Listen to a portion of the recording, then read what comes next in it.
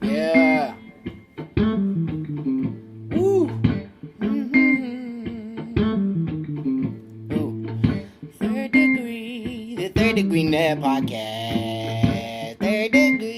The Third Degree Net Podcast. Third Degree, the Third Degree Net Podcast. Third Degree, the Third Degree Net Podcast. Third Degree, the podcast, is brought to you by Soccer90.com. They're your source for FC Dallas, U.S. national team gear, and international club gear. Check out all the new national team gear that's just arrived for Copa America and Euro 2024. All the big guns, they got all the good stuff. Argentina, France, Germany, Brazil, you name it, they got it. Third Degree listener, of course, you get 20% off the discount in-store or online. Simply mention Third Degree at checkout or use that code Third Degree at checkout on Soccer90.com. Get that discount. Some exclusions may apply. Third Degree, the podcast, is also brought to you by the Lindstrom Law Firm for wills, trusts, probates, and business law. Call 469-515-2559. That's 469-515-2559. Or visit lindstromlawfirm.com for a free consultation. Well, hello there, FC Dallas Curious fan. Welcome to episode 262 of Third Degree, the podcast. Hello, once again, it is me, Peter, with my two Dallas soccer talking buddies. First off, it is Dan Crooke. Howdy, Dan. Good evening. Good evening to you as well, sir. And your hero, my hero, everybody's hero, editor, founder of thirddegree.net, and the original soccer influencer himself, Buzz Carrick. Come in, Buzz. Hi, fellas. Peter. Whoa, what is this awesome sounding microphone and audio quality we're getting today? I was going to say I'm in a weird headspace because I woke up in my own house yesterday. So weirded me out. We're getting the full fidelity of the dulcet tones of one Buzz Carrick. High fidelity, sir. High fidelity. Okay. Same thing to me. Whatever. Well, guys, let's do this. We've got a lot to discuss. Dallas has been very busy since the last time we spoke a week ago. They have played a league game and an Open Cup game. And from that, we have a 3-1 loss up in Canada to Toronto and a 1-0 win over USL Championship side Memphis 901. Buzz, yeah.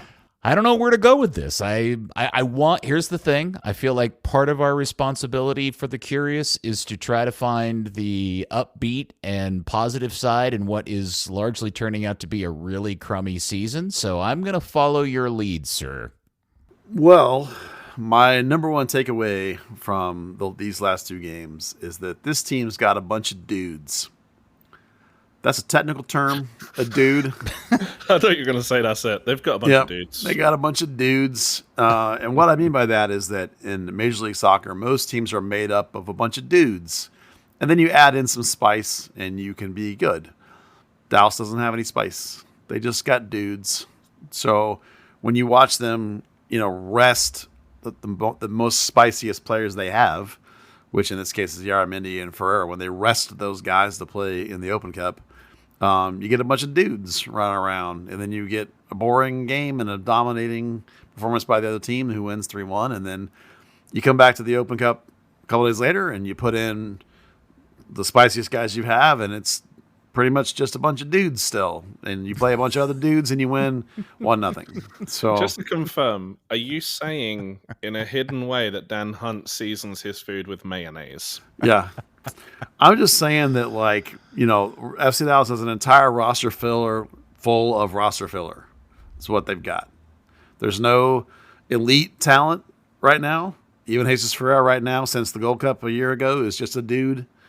Yaramendi's 34. He's just a dude at this point. Paul Ariello's a dude. Musa's probably better than a dude, but if he can get the ball, but he can't, so it makes him a dude. I'm starting to wonder if he's even more than a dude. Well, I watch him play, and I think he actually has it. I just think that they can't get him the ball because they don't have anybody in midfield. So how does he end up not hitting a goal last night against the USL Championship side? Because he had plenty of opportunities, and at least he had enough opportunities in the little bit of the game that I watched last night. I watched the last 40 minutes, 35 minutes of the first half. Well, dudism is infectious. It's a catchable disease. How many times did you watch the Big Lebowski when you were away? I know. I just was watching these two games, and I was just struck by the fact that it's just an entire roster filled with just your average MLS player. I totally agree with you. So it's like, you know what? I don't know what you want out of this team. You know, like Tafari, who's is one of the best players they have, is just like far outside fringe national team, right? Yaramendi, who at one point was, of course, a spectacular player and mentally is still a spectacular player, but he's 34. He just cannot cover the ground that he used to. And he's by himself. Like, I was particularly looking at the four across the midfield against Tampa Bay, and that was you mean against Memphis? I'm sorry. Yes. No. I said Tampa Bay. I meant Toronto. Oh, okay. The T's, Toronto. So they started with Farfan, who's a solid average MLS outside defender, Delgado, who's a 20-year-old holding mid, Frazier, who's a 26-year-old holding mid, and Tuamasi, who's a solid, okay, defending outside field. It's just a bunch of dudes right across the middle. And so, like, the entire first, 60 minutes against Toronto, they couldn't do anything. They couldn't build out. They got turned back over and over and over again. There was no one that could build the ball forward to the front line.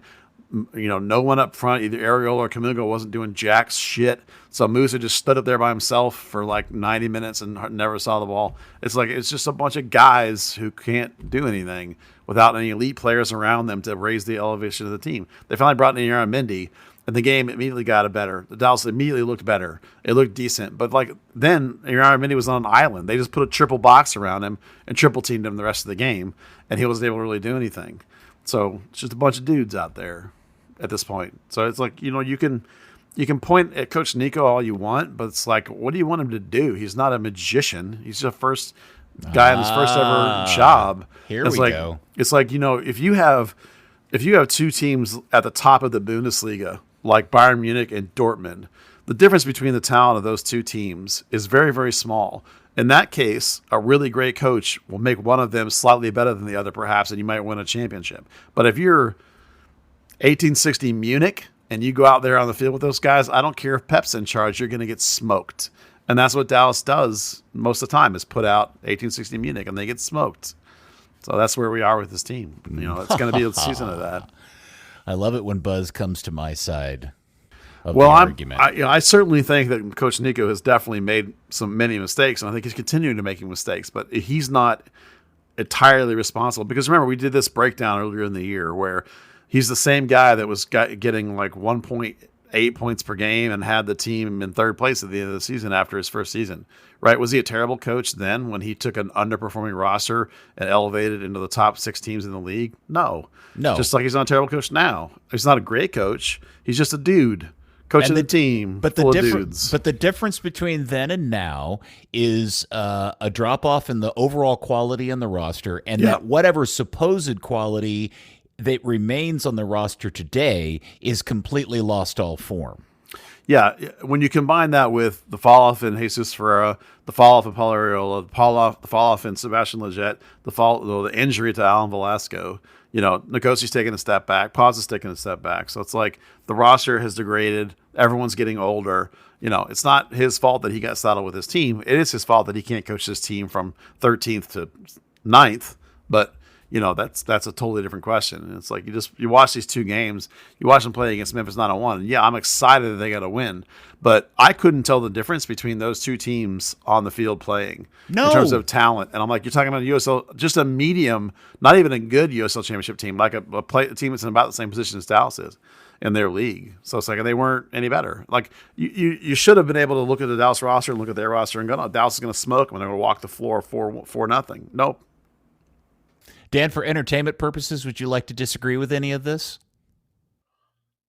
Sorry, I'm just still in shock. I've never heard the word dude said so many times. Yeah. Well, And by the it's way, magical. I think we now officially know what the brand new mascot of FC Dallas is. The FC Dallas Dudes. Yeah, the Big Lebowski. Maybe so. Back to you, Dan. Would you like to disagree and spice up the conversation before I get in and dig in with Buzz on my clenching arms and standing side by side that this is mostly a roster problem and a roster construction problem? No, I'm definitely in the Zanotta's at fault camp. Could Nico probably figure out a way to make better use of the few pieces he has? Yeah, probably. But I mean, you've kind of made that point on Discord, right? He's going for defense first and trying to stop the glut of goals, and then whatever else comes. Yeah, so let me clarify what Dan is referencing. So once again, for those listening that are not participants in Buzz's Discord, Join it. Yeah, join. It's a good place to talk and have a discourse about all things. All things burn. And what I posted up there was trying to throw in this longstanding theory that I've been proposing for a while now, that this problem is not really about Nico as much as it is about a really poor roster construction and people going back and forth and being mad about Nico being, putting out a defensive team. And I keep trying to look at this team through the lens of Nico Estevez as to why would you play this formation? Why would you do this? And I've come to the conclusion it's because he doesn't trust his roster to do anything more adventurous to this. But, and what was interesting was that in watching that game last night, the Open Cup game on YouTube, and that mostly single camera angle that they just kept showing from the top of the 106 section, that's a really good angle to see the game from. It's a really good tactical view. And what I saw was a team that repeatedly found itself in really good opportunities once they got the ball past midfield. And immediately, one of 3 or 4 things would happen. Nobody would move. Like at one point, Memphis had dropped itself into a low block, and Dallas could not do anything, and because nobody was even trying to make a move and to run into space, and it was so obvious and so bad, the commentator actually started clowning on Dallas about it. He made a whole commentary about it. 2, nobody's brave enough to make an attacking pass more times than not. They play a ball around the side and then they just pass it backwards or laterally. Not because I think that's the direction or the directive as much as it is I just don't think there's enough creativity or bravery or confidence to make those passes. 3, sometimes when somebody does make the pass or tries to make a pass, a lot of the passes is just poor. And the first touch on a lot of these guys is really, really brutal. And I guess the point I'm trying to make is that there's just a lack of just total quality on this roster that I think exacerbates the negative conservative formation that Nico puts this team in, because he is so afraid to open this team up, and his only salvation to keeping his job long term is to, what Buzz has said all along, grind out whatever result he can get, whether that's a draw or a win, and that's how you end up with what is one of the worst teams in Dallas history since the Hunts took over. Yeah, it's funny. It took us a long time to really wrap our minds around what was initially a joke, that he coaches like a mid-table Spanish team. And that's what he does, because that's basically what he has. And this is like my revelation, that it's just a team full of dudes. There's a lot of parity in this league. A lot of the teams are very similar, and the teams are made up of this core, most of them, of these average guys that can handle the level of play in this league. But that's what I mean about Dallas. This entire team is now like that. Now the question is, and this is the important question, Peter, really, is like, have they gotten to be this way because they were always just dudes that Zanotta went and got dudes, and they were nicer than this and they've regressed? Have they regressed because they're just getting older, or has it been coached out of them? And I know that on some levels, players are pretty political. Like, they're not going to say like quite open what they feel to somebody like me, or to even when you get to know them a little bit. But if you talk to people that do know them, more, they're more open with those people. And so you hear secondhand sometimes a lot of the kind of conversations that are going on, which is like, there's this preaching of this defensive first mentality, and players that we wonder about, well, how come when that guy was with this team or that team, he did this kind of thing and that kind of thing? Why does he not do that now? And it's because they're drilled aggressively into this heavy defensive responsibility. And I think this is where I think Nico's making some of the mistakes. Number one, the formation, the tactical formation is wrong because the roster was built for a different one, which is costing him significantly. But also that he's so heavily reinforcing this defensive first mentality that a lot of time guys are afraid to make mistakes and they're afraid to venture forward, or they try a little something and give up really quickly on it because the defensive responsibility is more important. And so then they don't go forward, and so they don't try interesting things.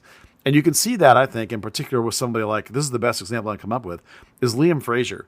When Liam Frazier is playing next to Patterson Delgado, Liam Frazier is very conservative and very negative and very passive. And he stays at home, isn't going anywhere, isn't trying interesting passes. The minute they put Mendy in there, it's like he wakes up and flips the switch. Because now he's got Mendy, so he's like, oh, now I can try stuff. And so he makes he's twice the player when Mendy is in there. And so it's such a clear example to me of like, he's so conservative and worried when he doesn't have somebody next to him who's a world-class player, except he's 34.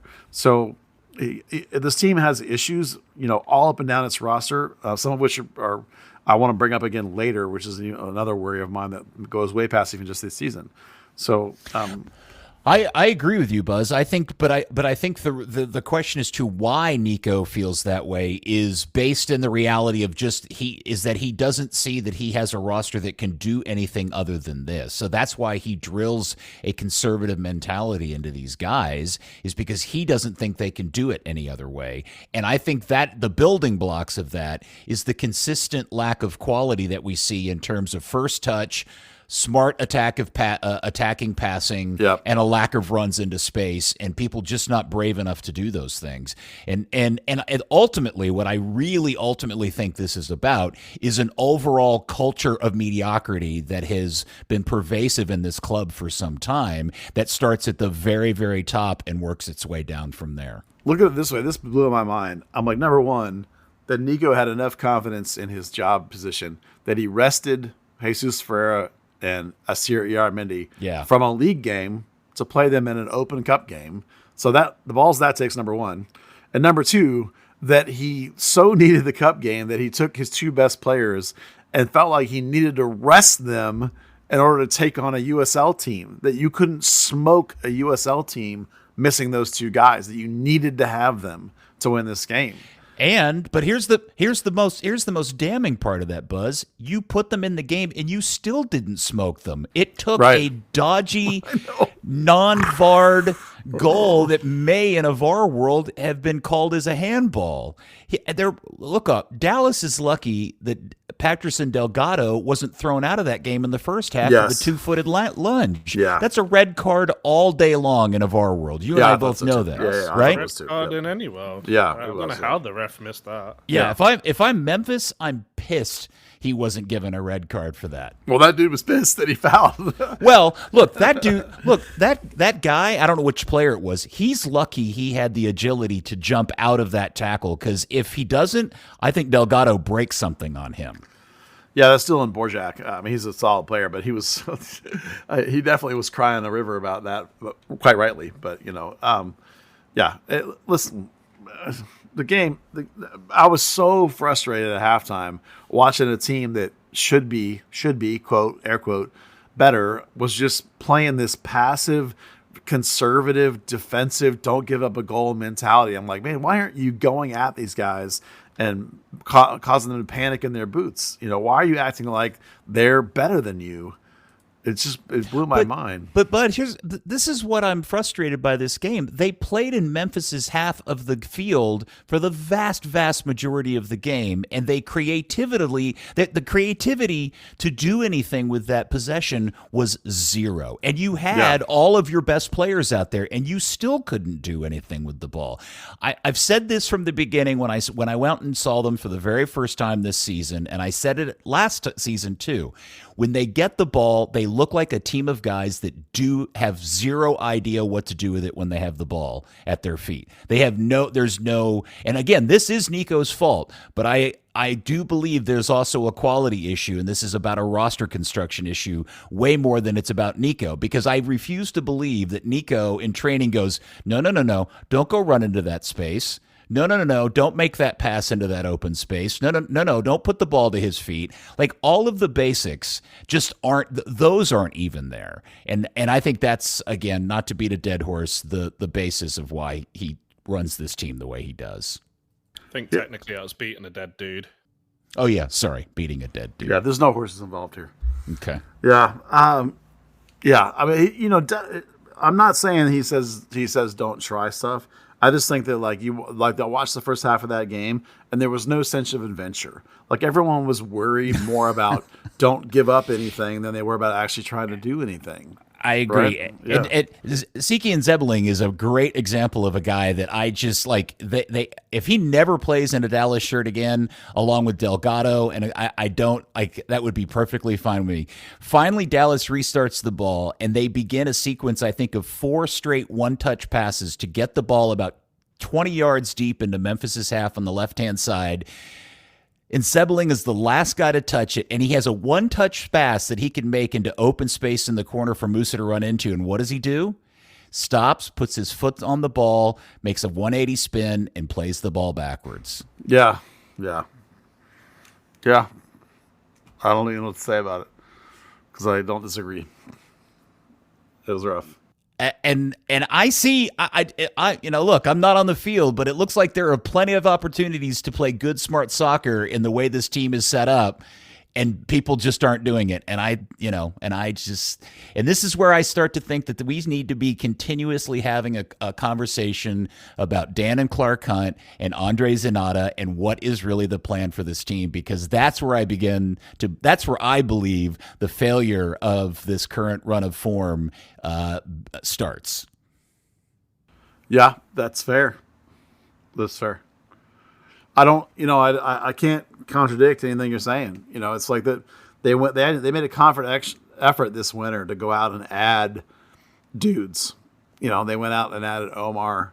They got Delgado. They got Jimmy to re-sign at that friendly deal. They got, who else am I missing? Musa. Well, Musa's actually an attempt. That's what's so weird is Musa's an attempt to do something you've never done before, and they didn't back it up with anything else. Like, no, they didn't improve the roster in any other ways. And like with this, for a long time this winter, we were talking about where's the ambition, right? Are you going to make this team any better? And then they went and got Musa, and we were like, oh, so you are. But then that was it. That was all they did. They tried to make the team more resilient and rather than more exciting and climbing the table, with talent and fun and attacking. They decided to climb the table with grit and digging in like you're a team that's in a relegation battle. Maybe they knew something we didn't. Maybe they knew they had a bad roster. It just sure didn't look this bad last year. And this year some of the injuries are long term or a problem. It doesn't have this, as we haven't had quite as much pile on of the short term stuff. Yeah, some of them are still there, but like they've gotten pieces back, and the team still looks bad. Jesus came back, Yarmindi came back, Farfan came back, and the team still looks bad. It's like I don't know what they need to do. Yeah, and I think if you just start to add up the mistakes, it all starts to make a lot of sense. So the purchase of Musa, the mistake of that is it's tied to the dependency on gambling the rest of your roster on a series of very high-risk players. Yeah. And we've talked about this. It's not just Pomacall. It's Leggett. It's Areola. It's Ferreira. It's Omar Gonzalez. It's a number of guys in critical positions on this team that suddenly now you're gambling that one or two, or in this Dallas's case, almost all of them don't have some sort of age or health failure over the course of the season, and the entire season is blown up because of the level of gamble. And I'll put it this way. If you go back and think about the history of this club since the Hunts have taken it over, and specifically since Dan Hunt became the president of this club, he is responsible by and large for all the hiring and firing. And it just appears that because Dan and Clark Hunt are not soccer guys at their core, right? They're sports businessmen. They count on the people they hire to make decisions. The problem begins with they're just not hiring the right people to begin with. They're making a lot of really poor decisions on who they hire for these roles. Zanotta is a perfect example of this. Zanotta may have solved the problem of selling players, but building a roster, in my opinion, he's failed terribly, and that's where we've gotten to. That's the point that we've gotten to today. Well, that's the core of the issue with Musa, is that he is a player that needs service. And all your guys that are capable of giving him service are either hurt or they've regressed, as you mentioned. Velasco's out. Jesus has been out and seems to have regressed. Paul's regressed. Leggett has regressed. Mendy has been out, plus he's 34. Like if you can get some of those pieces back cooking, maybe it won't look like you got a bunch of dudes again. But none of those guys are performing at a level above the dude level, for lack of a better description. They're just playing out there. Like there's some just guys running around. And so it's like, we talked over and over again all the time about how you have to have your DPs and your TAM players perform at a high level. They have to produce. That's what differentiates teams in this league. And all of Dallas's guys that are of that category are either hurt and out for the year, most of it, or they're way underperforming or they're regressing. And it's the same problem as last year when we had those. Remember, there was like 7 or 8 players up around near that $1 million level. None were performing. Next season, still none of them are performing. So your team's going to be terrible when none of those guys can play. So that's where we are, and that's what we're going to have because they can't do anything until July. It's like when Peter said, maybe internally have they kind of bailed on the season, right?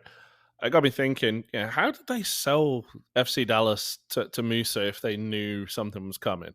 Oh, yeah, hey, come here at your peak, just approaching your peak age. We're going to be absolute dog shit this year, but next year we're kind of all in. So I started looking at those roster profiles that MLS released, thinking, oh, yeah, I remember, from the roster dance and everything that there's a bunch of 2024 contracts. Well, not a whole lot of big earners there. You've got like your Eugene Ansers and your Patricks and Delgados and Junker and Yaramendi, Ibiaga. But there's not a ton of high earners that you can or high earning underperforming players that you can jettison, so you can kind of upgrade to those high functioning dudes or actual MLS starters. It just kind of seems like everyone you mentioned as kind of a high earner, underperforming, kind of a liability health wise is tied down through at least next year. Yep. It is, I've said a lot lately that this is an outlier of a season for this club because it is. Buzz, you've been drilling this into the curious's head for a long time. This club is better than you think. Historically, its points total is right up there in the top 5 or 6 overall in the league. This is an outlier in the same way 2016 was an outlier on the other end of the spectrum. But, and not to be a total downer about it, the current state of this team, it is very hard to see how this thing pulls itself out of the current direction without some sort of just complete, dump of everybody and starting from scratch, which feels like we just did that not too long ago. Yeah, to follow up on what Dan's talking about, these are the players that are locked down through 2025. Marco Farfan, Sebastian Leggett, Alan Velasco, Jesus Ferreira, Paul Areola, Jose Mulato, good luck with that one, Martin Paz, Giovanni Jesus, Paxton Pomical, Logan Farrington, Petter Musa, and Enes Sali. By the way, Sali and Musa both through 2027 before you even get to the options. So, the core of the team through the next 2 seasons are these high-paid players that are underachieving. The guys that you can actually get rid of are... One guy isn't even on the team. Yeah. Yeah, but you're still paying him. The dudes that are actually going to be out of contract and you do what you want with these guys is Tuamasi, Ibiaga, Tafari, Sealy, Antonio Carrera, Eugene Ansa, Sam Junca, Liam Frazier, Patrick Delgado, and Asir Yaramendi. So the bulk of those guys are the lower paid players on the team. The ones that you are not easily replaceable with other dudes at the same numbers because those are pretty good contracts most of those guys are on. With the possible exception of Yaramendi, but he's 34, so and is played at a really high level, so that would be why he would get paid a lot more money. But it just goes to show you that the big money stuff they're stuck with. So the possibility that you can look at 2025 and think it's gonna be different next year is not particularly likely. Not unless you use one of those buyouts, the extra buyout you're going to get this summer, and then use 2 more buyouts again next year. So you could get out of 3 of those contracts maybe, but they gave those contracts assuming those people were going to be exciting and they were going to be good. So they may still believe in them. This is the thing. It's that's part of the problem too, is why do they think these players have fallen off?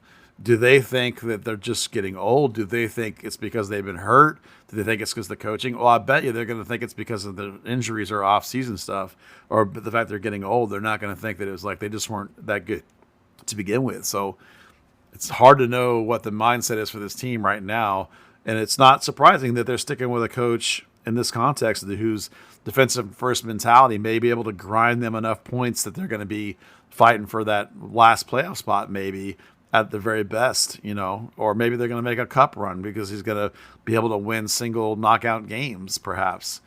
So it's a weird spot. I did have this thought the other day that you remember that this season Coach Nico Estevez said that he had a contract option that he exercised for this season for 2024. Yes, so I do remember that. Yeah, so it occurs to me that either A, he might have another one for 2025, or maybe he's out of contract. And are the Hunts less likely to make a change on a guy than they would be to ride it out because they know they're kind of locked in for next season anyway, and just sort of let this contract finish its course? And even if they did make a change, I don't think that any coach could elevate this squad as it is more than maybe 5 places. I think you could get it to like from 15th, is that where they are, to like 10th or something. That's about it. I don't know that you could elevate it much more than this. Not without being a radical. I don't even know what it would take, So if you're Andre Zanotta, you got to be looking at your situation and asking how long before I'm in danger? Because I think we all tend to believe, and this is obviously speculation on our part, the solidity of his situation and the fact that he got an extension was built around the fact that he has brought in a lot of financial presence to this team in terms of the selling and stuff. Yeah, and promotion, yeah. And I guess my question is, if you look at the horizon of this club and its current roster, both in terms of the senior team and the academy, where's the next big dollar sale? Is it Jesus Ferreira? No. Yeah, or it could be Velasco if he recovers. What is an injured Velasco going to go Well, right for? now, nothing. It would take like 2 years. Okay, well, Yeah. that's not on the horizon to me, right? Oh, sure it is. When do you think you're thinking of selling Jesus? Well, at the end of this season? No one's giving you jack shit for Jesus. That's my point. That's my point. My point is that this isn't a club that's got a player or 2 or 3 that are on in anywhere in the next 12 to 18 months that is going to sell for any sort of significant amount of money to start generating the kind of revenue they were back when Chris Richards and Reggie and Pepe and the endless list of players he was cashing big checks in on. Well, what I was trying to say was that the horizon of when you could sell a player is actually the end of 2025 when you might be able to sell Velasco, and Jesus probably would become a free agent because unless they picked up his option, of course, maybe then you could sell him possibly. Unless Jesus rebounds, you're not going to get what the money you turned down for Russia for him, and Velasco would need a rebound season, and that really is it. Pause maybe it's going to come in for pause possibly. That's about it. Yeah. I think it just you've just confirmed my concern for this club, which has largely been dependent on selling players to bring in revenue to buy more players. Musa being the weird exception to that. There is no money. Yeah. I don't see any dollars coming in on sales. Well, first, let me say that it's possible that with Zanotta's promotion that he's doing something slightly different than he was before because they brought in a TD right underneath him to be I think more of a hands-on reviewer of the rosters in the system. So it's possible, and that just happened a couple of months ago. So I don't think that guy will impact things until we get to the next window. So we'll have to see if over the next window or two there's an adjustment maybe in the way things are being done. The second thing to say about that is that this is actually what I wrote in our format there about there's a big picture macro problem I see building. You mean the crayon run sheet? Yeah.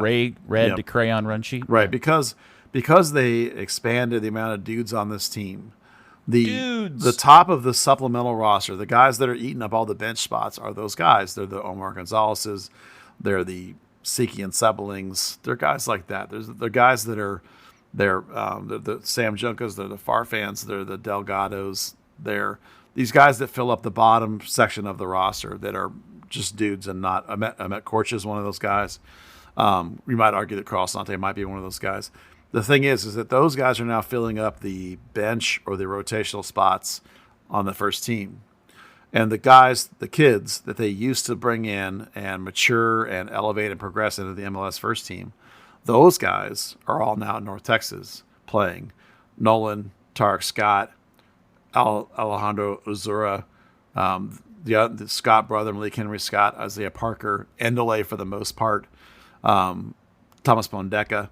All these guys that they have on the roster that are homegrowns or they're these young kind of signings they were attempting to press through the roster, those guys are all playing at North Texas.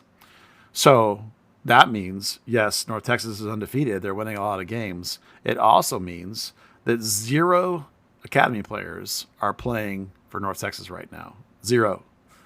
So you're killing the treadmill, the pipeline. You're killing it because you're no longer progressing. Kids, the very most talented kids in the academy are no longer getting that challenge at North Texas.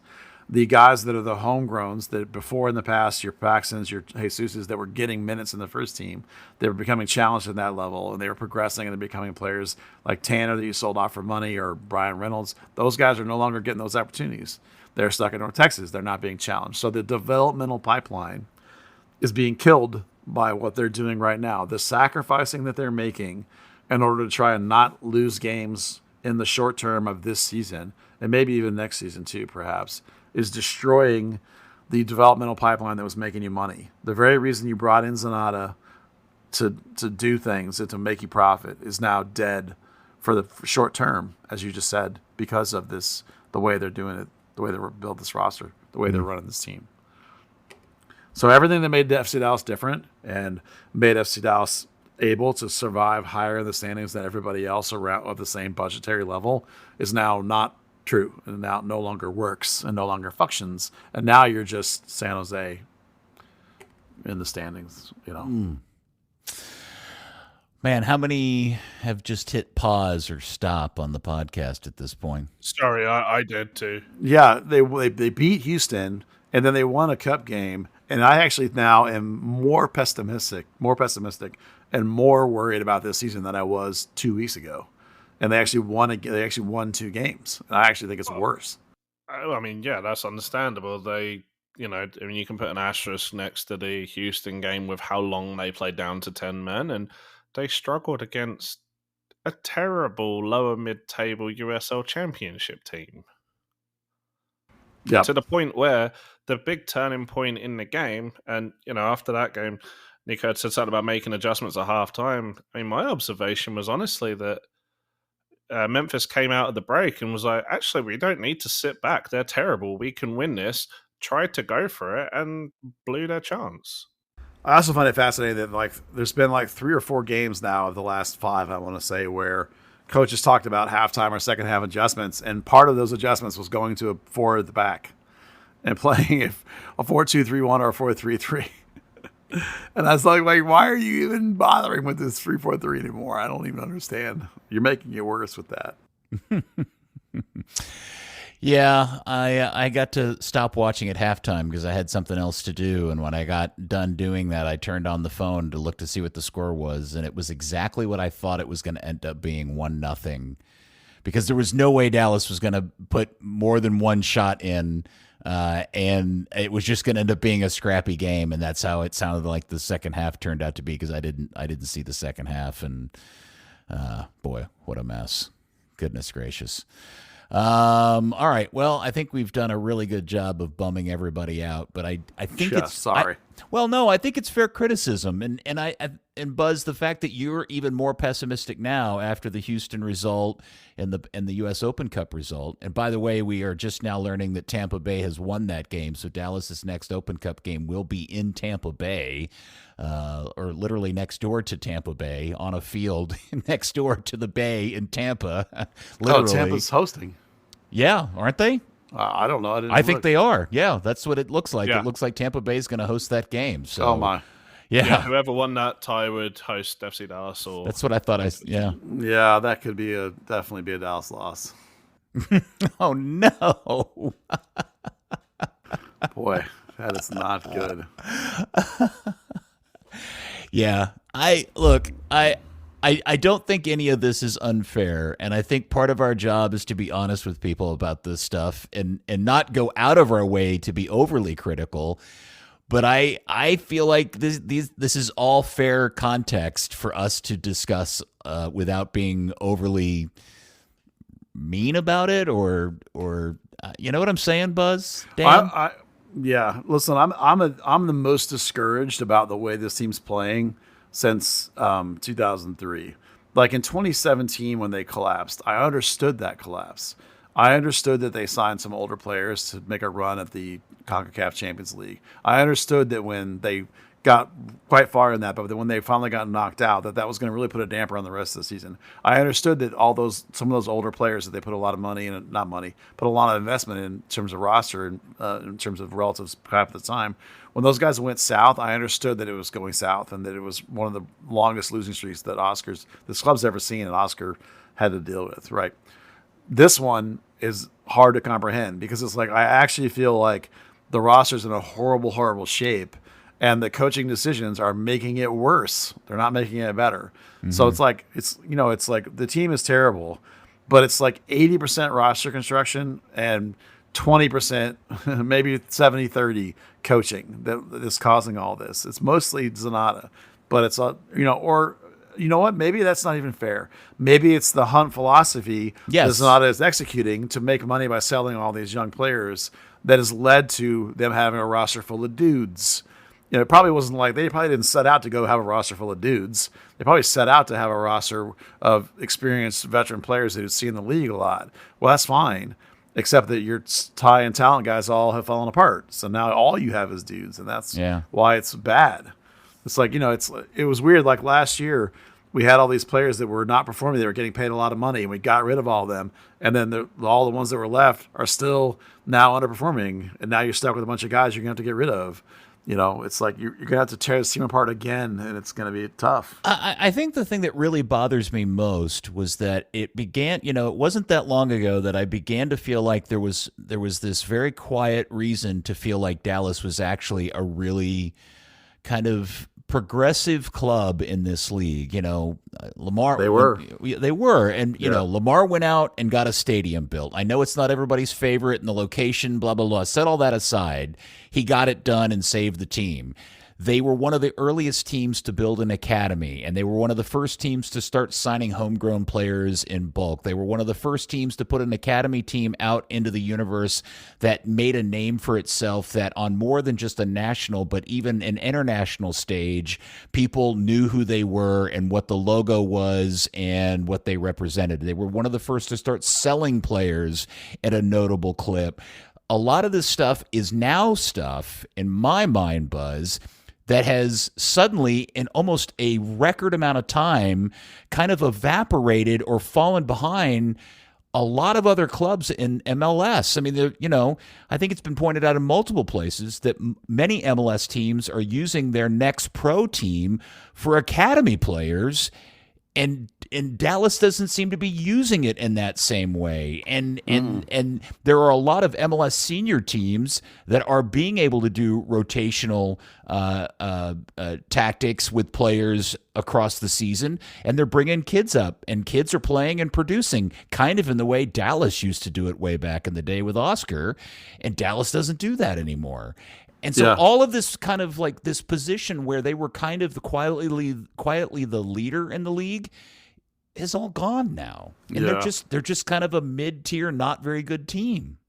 Yeah, I think if we were going to go be honest and break down the team player by player by player, there is a good core of these, again, to keep using this term, these dudes that you could use to build a solid team with.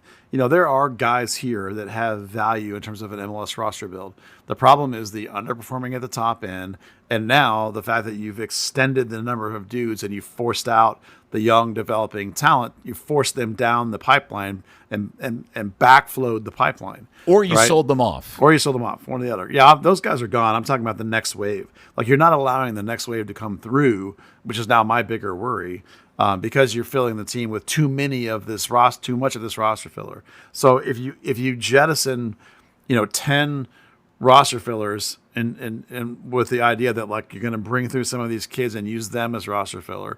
Like for example, like why is Nolan Norris not playing some of these games instead of Liam Frazier or Patrick Delgado? Why did you even bring Patrick Delgado in? You had Nolan Norris, the exact same thing, 20-year-old player that you want to develop. Just use Norris instead. Don't bring in Delgado at all. So like, and then the other problem that you have to do is you now have to change out the underperforming high-end, high-paid players, because if the high-end, high-paid players don't perform, your team is terrible, and that's exactly what we're seeing. So there is a way to salvage this team in a short-term window, and that's how you do it. But like, it doesn't mean that you're gonna like if you continue on how you are now, nothing is going to change. It's just going to stagnate, and because you cannot coach up this many dudes to the top of the league just with coaching, particularly when you're still making some poor decisions in your coaching. It's not all bad. It's just some of the decisions are not right. And so it's like, it just makes me incredibly pessimistic when I don't see. It's more bad than good, though, I think is a fair way to put it. It is more bad than good. But, there is a way out of it. But again, like how many times have we talked about the idea that like you have to be absolutely ruthless in roster building? And sometimes they're not. And they're back to the same position. Like the last 2 seasons, the first season when Nico came in, they were ruthless and they did some aggressive stuff and they brought in some good pieces and that team was good. And then the 2 winters since then, they have not been ruthless. They have not been aggressive. They've stood pat with the hand that they had from that first season. The rest of the league gets better and the rest of the league passes them by, just as we warned them would happen. The last 2 winters, we've warned them that this was coming, and here we are. So, you just can't be static. You can't sell off the best pieces and stick with the leftovers and think you're going to compete. You got to refresh the great ones you saw with great new ones. And it's so discouraging to watch the team play with no real verve or flair or attack or anything. Even guys that used to have that. Like, what is going on with Jesus Ferreira? That dude was 2 years ago was a game-changing ball of fire. He would destroy people, and now he's just a dude. And I don't know whether he's just mad that you didn't sell him to Russia or what, but he's now barely better than Liam Frazier, frankly. That's a hot sports opinion. That is a hot sports opinion, but I think it's on point. I love it. All right, Saturday, 7:30, Austin comes to town. Oh, boy. You want to preview that at all? Yeah, because I think you have to make some important decisions. Coach played his hand a little bit about what his best team is, or in his opinion, because it's what he played in the Cup game, which is incredible. Perhaps Siki Sebling and Endole aside, those were your 2 sort of rotations. But he had a quote after the game where he said that they did some player personnel choices over these last 2 games that would allow them to play as good a roster as they could against Memphis and then be able to play as good a roster again this Saturday against Austin. So they kind of sacrificed the Toronto game and with some of the stuff they did there in order to peak out against Memphis and Austin. So I think you'll mostly get the same thing you got against Memphis, with the possible exceptions of Herbert Endole and Seekin Sebeling, who I think were given chances to sort of like, okay, we've been saying if you did this, that, and the other, we might play you. Okay, here's your chance. Jesus being back, maybe Paul Arriola has a little bit of something because he subbed out at halftime against Toronto and did not come back into this game. So maybe there's something going on there you got to worry about. Is Leggett back? That's a factor, of course. So really those are your choices. I thought Bernie looked pretty good at wingback when he came in. I actually wouldn't mind starting him on wingback versus Austin. And then you have to decide who's going to get that other spot up front because you assume Siki won't be in there again. Who's going to be the third guy with Jesus and Musa? Is it going to be more of a midfielder kind of guy, like if Legett's healthy or is Arriola healthy? So that way Jesus and Musa up top. Or does Logan Farrington deserve a start because he played pretty decently and scored? So then you have Musa and Farrington up top, and that puts Jesus a little more underneath. Because otherwise it's basically going to be the lineup against Memphis minus those 1 or 2 changes when you take out, likely take out Endole and Sebeling. And really, that's the team you're going to have. It'll either be Frazier or Delgado with Yaramendi. I'm going to assume Frazier because I think Frazier's a little bit better than Delgado at this point, and that's about it. All right. Yeah. I'm sorry. Go ahead, Dan. No, I was just saying yay because that sounds so delightful. I mean, it is what it is. I mean, he basically said Yeah. like they're going for it in the cup, like because it's the 5 wins and you've got a championship thing. So it's like they're putting most all their horses with a tiny bit of rotation in there, and then again it comes back to who's healthy. We won't know that until we see the injury report because we can't go to practice because there's no open practices between now and the weekend. So I don't know if the stuff from the press conference was like the full thing or not, but the Nico's answer about the rotation was basically because I asked him if he played a strong team because he's under pressure. Yeah. And what'd he say? He was really weirdly happy, but just went into talking about rotations and getting players up and trying to take the cup seriously. But he also had this really impassioned thing about loving the cup and cups in general, and asked Logan Farrington about the cup, and he was like really super thrilled about it. So yeah, it's good to see with all the MLS stuff, at least the players and coaches are still very rah Open Cup. Did you guys see the tweet that the Open Cup Twitter account posted in reaction to FC Dallas's the Lamar Hunt Open Cup means everything to us? Yeah, I did. I retweeted it. So I what do did you not. Say that again? Did you not see this, Dan? Not, no. I'm trying to find it right now because that's right. So Dallas posted an image of the Lamar statue, and tweeted the Lamar Hunt U.S. Open Cup will always mean more to us. And the U.S. Open Cup account, not the official one, the one that does all the media coverage, then said, well, then I'm sure Clark Hunt will gladly share how he voted at the Board of Governors meeting in December. Oh, you mean the cup.us? Yeah. Yes. Yeah. Not the official one. That's an independent website, Peter. Yeah. No, I know that. Yeah. Okay. I think it's a valid point. By the way. Yeah. That's why I retweeted it. Yes, I know. Yeah.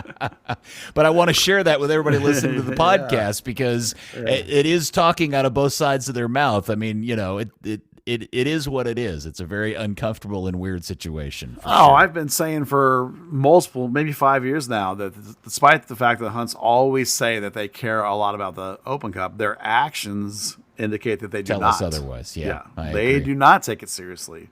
If it sounds like maybe Nico is, that's awesome. I would love for him to take it seriously because the Hunts clearly do not take it seriously. They would like to bury the damn thing. The funny thing about that bit is I'm quite sure that Clark is one of the owners that's voting against the Open Cup. All right. Can we set aside all the awfulness that is the current state of the burn right now and talk about something completely different? Everybody else turned the podcast off already anyway, so go ahead. Tomorrow, by the time people are listening to this, we probably will finally have heard the official reveal that a Super League women's team is coming to play in Dallas, and they will play at the Cotton Bowl. Yeah. I do not know. I know there are people that have seen the branding, the name, the badge. I have seen and heard nothing. I have no clue what any of this is. The Cotton Bowl news was broken by one of the news affiliates because it was part of a Dallas City Council agenda that was voted on today, Dan, was it? Yeah. Passed 14-0. Yeah, so it passed, which means the city basically is ginning up some dollars to help pay for all of this. It's a 2-year deal. It is a Super League team, and to be clear, the hierarchy of this within the U.S. Soccer Federation structure is this is a league that will be on equal footing to the NWSL. So unlike MLS being Tier 1 and USL Championship being Tier 2, the Super League and the NWSL are on the same level in that same structure on the women's side of the game. So, Dan, you were the one that made a surprise appearance on a local news affiliate yesterday. You're the expert on this topic. What can you tell us? Not a whole lot. No, it's going to be difficult. Obviously the team's supposed to start play in August. They don't even have a name yet. They don't have any players yet.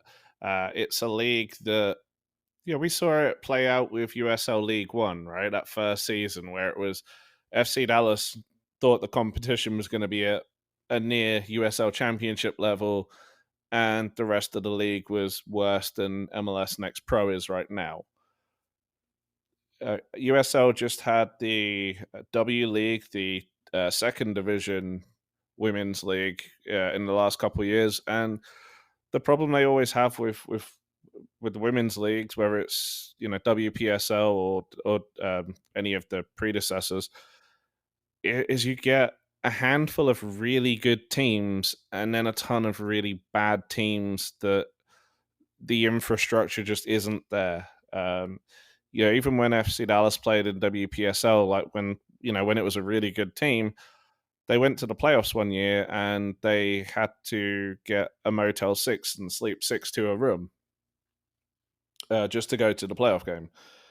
It's how good is that league going to be? Because Division 1 sanctioning doesn't really mean anything if you, A, can't get the level of players that you can from NWSL, and B, if we're talking about pro teams and everything, but are they going to be pro teams really? Or are they just going to be semi-pro teams paying expenses that get that same quality in return? I think the fascinating exercise that this is going to prove out is the argument that we've been making a long time about FC Dallas playing up in Frisco, which is it's not a location issue, it's a product issue. Because now there's going to, in theory, be a top-level professional soccer club playing in what is, I would assume, by any metric, the ideal location, which is a downtown space with mass transit literally next door to it.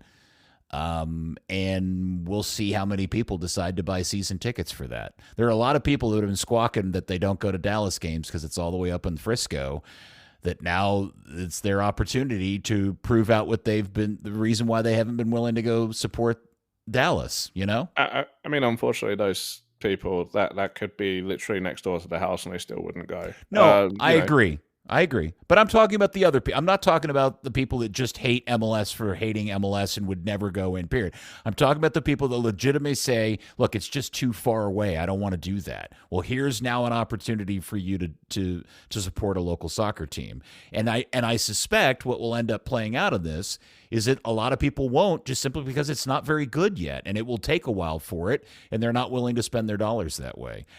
And I guess we haven't heard anything about ticket pricing or anything like that yet either. Oh, no, we don't have a brand name yet. Yeah, I guess that's true. Yeah. Well, I mean, the thing is, you could take NWSL pricing, right? It's high teens tops. If they go above that, that's going to be kind of an issue. Yeah. I'll be interested to see how many of the women that we see play around in the local leagues around here end up making up the bulk of this team. And that's the thing, right? There is a massive level of talent in the area. You look around NWSL, obviously you've got Jaden Shaw. You've got Reina Reyes playing at Portland, plays for Mexico. Diana Ordonez, Houston Dash and Mexico. You've got Katie Lund at Racing Louisville. The girl that's up at the Reign, what's her name? The girl that was going to go to UCLA or USC and ended up signing with the Seattle Reign. I can't remember her name off the top of my head. She played for Solar. I don't either. Yeah, she's a baller. I'll look it up. But yeah, you've got players like that, players like Taryn Torres. There's a lot of successful players from the area that's got into the game, and a lot of other ones, Chelsea Washington, Chelsea Cyprus, Julie Doyle, the players who've played at a really good level in NWSL, and the kind of job security of it and the ability to make money off it has kind of pulled them away from the game. If this team can be a place that level of player can play and make a living, or even make a bit of side money and have a weekend hobby still, that's exciting for the city. It's just they have to find that core level of soccer fan that's kind of beyond the, hey, we get up at 9 a.m. and drink a beer because it's really cool to watch the Premier League, and not really understand that soccer's an actual thing that you go to watch in person. Yeah, if you could get dialed in with the top female clubs here in the market. Solar for sure. FC Dallas definitely involved in that conversation. There BVB. There are multiple other clubs that produce excellent women's sides, but Solar and FC Dallas are the top two, of course.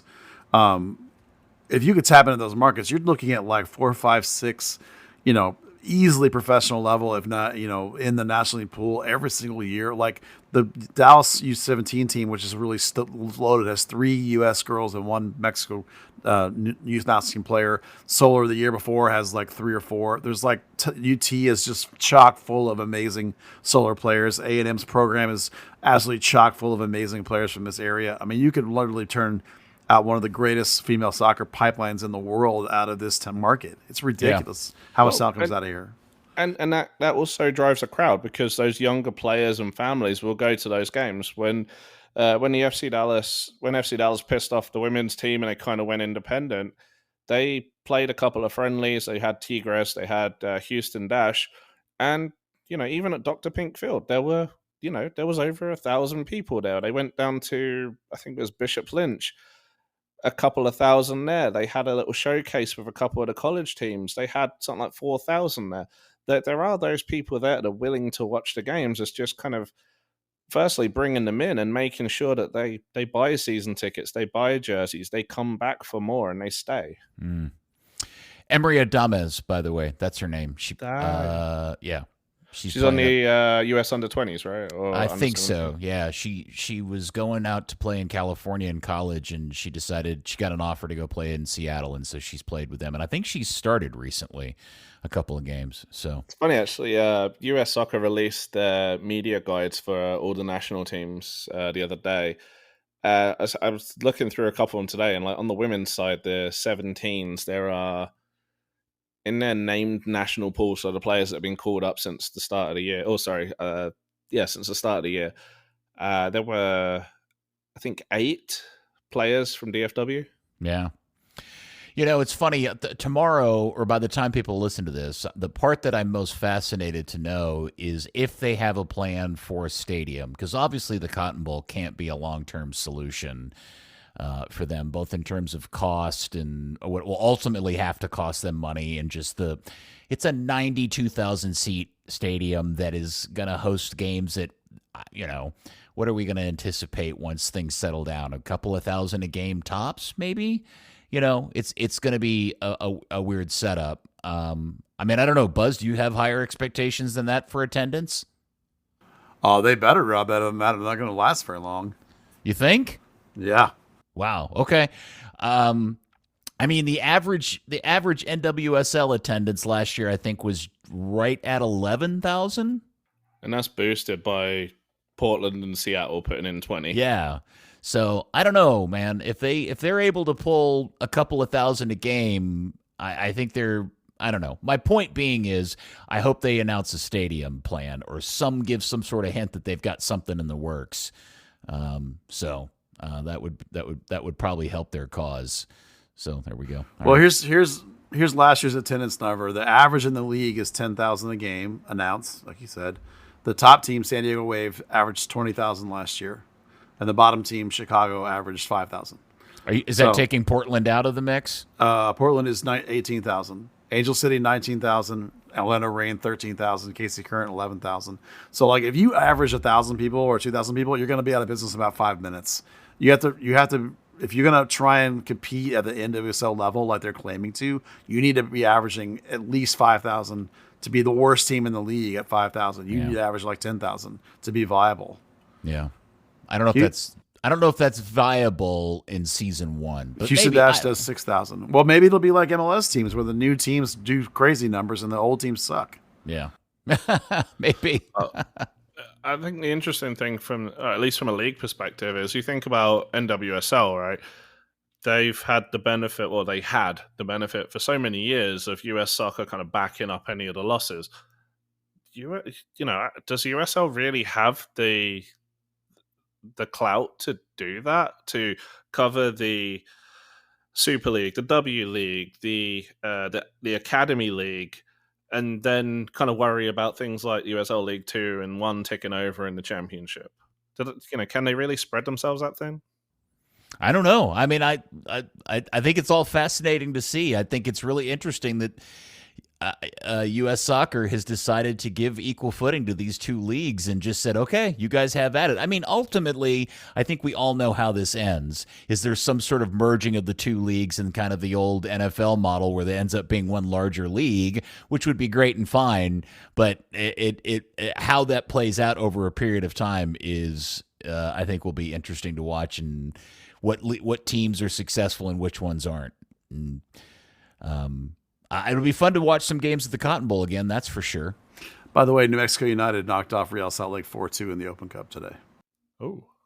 Yeah, it's weird. Houston lost to Detroit. It was Detroit that Houston lost to, wasn't it? Yeah, yep. And Real Salt Lake lost, and there are always upsets in the cup sets, I'm told they're called. But it's funny that Houston loses, Salt Lake loses, and we're all bent out of shape about Dallas when they win. Well, Dallas filled their full best lineup. Yes. Yeah, and the reason we care about the RSL game is because Eric Quill coaches New Mexico United.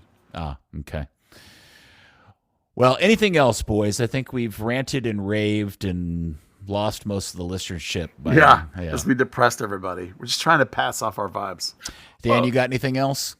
No, I'm looking forward to the women's team announcement tomorrow. And honestly, I'm looking forward to going to a few of their games, going on the dart, getting down at Fair Park, and having a nice, accessible game. We'll have to make a third-degree trip of it for opening day, whenever that is. Yeah, for sure. Unless it's in the middle of the day in August, maybe we'll wait till later in the season, or a night game. That's when we retreat to the press box. I will say one thing is, look, I am obviously not a women's football expert by any stretch of imagination. We really could use somebody that was really, really fascinated and knowledgeable about women's soccer that could write about this team. So if anyone's interested, reach out. Otherwise, I'll be having to do my very best, which is not necessarily optimistic about that, because that's not my ball of wax. But Dan knows it way more than I do, but Dan can barely keep up with SC Dallas with his workload. So we're hiring, if that helps. They might take precedence over FC Dallas. You may not want to call it hiring, because I'll pay you the exact same thing I pay everybody else. Experience. It would be fun to have somebody on the podcast that knows what they're talking about. That would be for sure. I mean, Dan knows his women's soccer, but he's busy. We need somebody as knowledgeable as Dan that has the time to do it. That's hard to find. 100%. I totally get it. Yep. I want to say one more thing before we go. I want, for anybody that has been brave enough to stick through this entire podcast, I want to reiterate that now is the time more than ever that as fans of this club, we all have to believe that somehow, some way, this will eventually get better, because it has to, right? And ultimately, listen to me. I think if there's one thing to hold on to out of this, is that for Dan and Clark Hunt, ultimately, what they can not afford to have happen is crater all of the work that they have worked so hard at achieving, overcoming the attendance issues of this club. And that is, if there's anything that gives me a ray of hope and promise that a solution will happen faster than we think it is because they know they are on limited time to salvaging that project that they have worked so hard to achieve the results they've gotten in the last 2.5 years. So, let's all stick together on this. They're still our club. We still love the club. We still support the club, but we're also not afraid to tell everybody and the people that run it how we feel about the current state of things. How's that? That's totally 100% fair. The only thing I would say about that is that I worry that the Hunts will just ride it out, because they don't want to spend the $400,000 or $500,000 it would cost to change the coach, okay.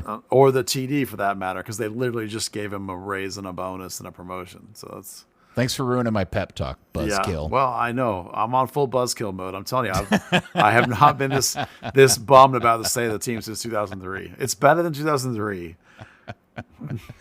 I'm gonna text Amy and ask her to do something nice for you. I'm gonna wheel it back for you. In fact, because Dan won't remember this, and El Jefe will remember. In the back end of 2003, before they fired Jeffries, they allowed Jeffries to make some trades to try and salvage the team. And he made some 3 or 4 high-profile big trades, and they were all utter disasters and completely awful trades that completely gutted the team, and they were horrific, and they never should have happened. So that's my worry, is that they'll let him, Coach Nico and Andre Zanotta, try and salvage this thing and the next window, and they'll just do some incredibly dumbass shit that'll actually handicap this team for even longer than because of that. You know, that they handed Colin Clark a worse scenario than they would have if they'd just gotten rid of Jeffries rather than because to be honest, it wasn't Jeffries' fault. It was the Hunt's fault for the stadium. Just as this one's not Nico's fault, 100%. Right. So we're going to have to be on watch to be like, we're going to call crap. If it's crap, we're going to call it crap. And when it's good, we call it good. So that's what we're going to do the rest of the way. Hopefully there'll be some things of redeeming value. Like I thought, here's my ray of sunshine at the end of the game. I thought Bernie Kamigo looked better. So I'm actually willing to keep going with him at the wingback thing because I thought he looked better this time than he has all season. So keep going, I guess, on that. All right. And with that, I think we will close this not fun chapter, episode 262 of Third Degree, the podcast. Thanks, Dan. It's always good to talk to you. I hope things get better. I look forward to your reporting from tomorrow's event. And Buzz, I appreciate your honesty, sir. Thanks, man. Hopefully you're looking forward to my reporting for tomorrow's event since Dan will be at work. Oh, that's right. You're going, not Dan's going. Sorry. I can send you some code and stuff if you want to look at that. That's about as much as I'm writing tomorrow. Please send me your code, and I'll run it through Chat GTP or something. Third Degree, the podcast, is brought to you by Soccer90.com. They're your source for FC Dallas, U.S. national team gear, and international club gear. Check out all the new national team gear that's just arrived for Copa America and Euro 2024. All the big guns. They got all the good stuff. Argentina, France, Germany, Brazil, you name it, they got it. Third Degree listener, of course, you get 20% off the discount in-store or online. Simply mention Third Degree at checkout or use that code Third Degree at checkout on Soccer90.com. Get that discount. Some exclusions may apply. Third Degree, the podcast, is also brought to you by the Lindstrom Law Firm for wills, trusts, probates, and business law. Call 469-515-2559. That's 469-515-2559. Or visit lindstromlawfirm.com for a free consultation. We'll go watch undefeated North Texas Soccer Club play with all the homegrowns in it. That's much more fun. Okay, maybe that is the alternative for everybody. Yeah. All right. Cheap ticket too. Very good. All right. Well, thank you, boys, and thank you, FC Dallas Curious fan. Let's all stick together. We will be back for another episode next week of Third Degree, the podcast. Dude, where's my soccer team? Third Degree, the Third Degree Net Podcast. Third Degree, the Third Degree Net Podcast. Third Degree, the Third Degree Net Podcast. Third Degree, the Third Degree Net Podcast.